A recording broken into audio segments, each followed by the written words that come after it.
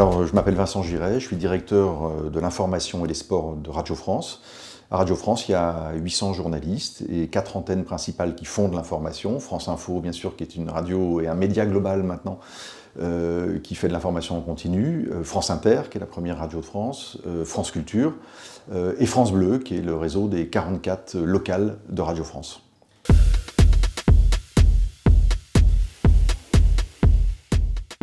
C'est une question centrale sur laquelle il n'y a pas de réponse facile, immédiate. Il y a à la fois des choses qui touchent au métier de journaliste, à la façon dont on l'exerce, à la transparence, à notre capacité à vraiment à faire du terrain, à dialoguer aussi avec le public, à venir à la rencontre du public.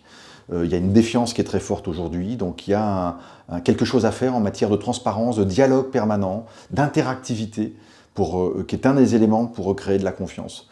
Il y a aussi des choses qui touchent à l'éthique, à la transparence, à la façon dont les journalistes travaillent. Et ça, je pense qu'on peut faire beaucoup mieux aussi dans ce domaine-là.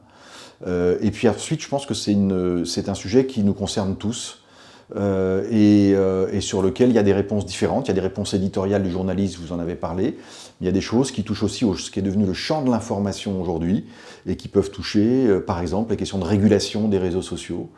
Et puis, ou des questions plus de société, qui sont par exemple l'éducation aux médias. C'est quelque chose qui n'existait pas avant. Aujourd'hui, pour être bien informé, pour naviguer soi-même sur les réseaux sociaux, pour repérer les contenus qui sont fiables des contre-vérités ou de la désinformation, il faut une éducation aux médias et à l'information. C'est vraiment un défi central, y compris pour le système éducatif et pour les citoyens que nous sommes.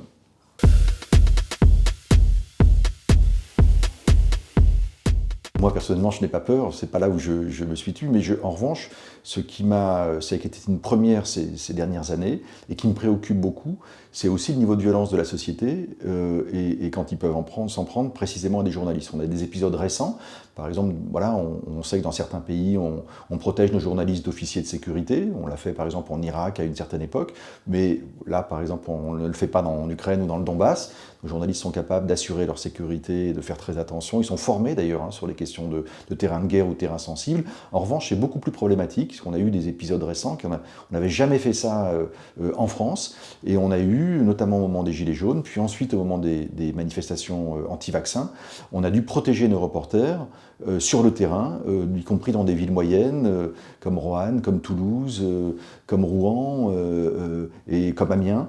Et ça, c'est extrêmement préoccupant. On n'avait jamais nos reporters radio avaient été menacés, pris à partie, jetés par terre, etc. Et aujourd'hui, on est obligé de faire très attention et de protéger nos reporters, y compris en France, y compris, voilà, on n'a jamais pensé qu'une situation de cet ordre existerait. On a aussi, quand on se déplace, des camions parfois banalisés, parce qu'on sait qu'on peut être pris à partie. C'est déjà arrivé que des cocktails Molotov soient jetés sur nos camions d'émissions.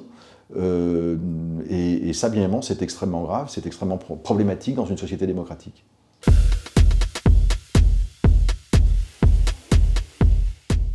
Ce qui est important pour nous, évidemment, c'est d'un responsable de l'information, d'un pilier du service public qui est Radio France qui vous parle. Donc je crois pour nous, ce qui est très important, c'est que la nécessité du service public, l'utilité du service public soit reconnue, pleine et entière. Ce qui ne veut pas dire que le service public n'a pas à se transformer, à mieux parler à des publics qui le touchent moins aujourd'hui. Voilà, il y a bien évidemment, on est dans une maison agile qui travaille tous les jours pour pouvoir parler à un public plus nombreux, plus diversifié, et à voilà, tous les profils de la société française. Mais pour avoir un service public fort qui fasse son travail, qui soit indépendant, il faut aussi que ses moyens soient garantis sur plusieurs années, que tout ne puisse pas être défait d'une année à l'autre. Donc nous attendons de savoir quelles seront les décisions, en l'occurrence du législateur, puisque cela passera par le Parlement. Et voilà, nous espérons simplement que le service public sera à la fois suffisamment doté et qu'il sera doté en moyens sur plusieurs années pour nous permettre d'adapter notre stratégie et de faire bouger nos entreprises dans un contexte où les usages des médias et de l'information sont extrêmement changeants et où il faut accompagner cette bascule des usages. Et vous êtes inquiet sur... Non, pas à ce stade, honnêtement. On attend de savoir, on n'est pas à ce stade, et aujourd'hui, on sait que nos moyens sont bien défendus et que nos autorités de tutelle sont attentives au fait de laisser une vraie place au service public en France et à son utilité. Merci beaucoup. Merci à vous.